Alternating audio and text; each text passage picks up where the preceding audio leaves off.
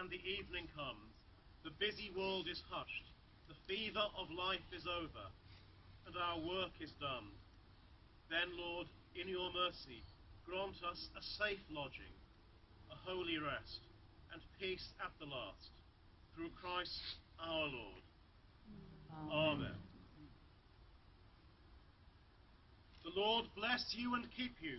The Lord make his face to shine upon you and be gracious unto you.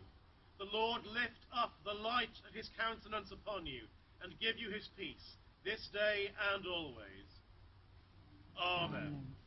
And the blessing of God Almighty, the Father, the Son, and the Holy Spirit be upon you and those you love, now and forever. Amen.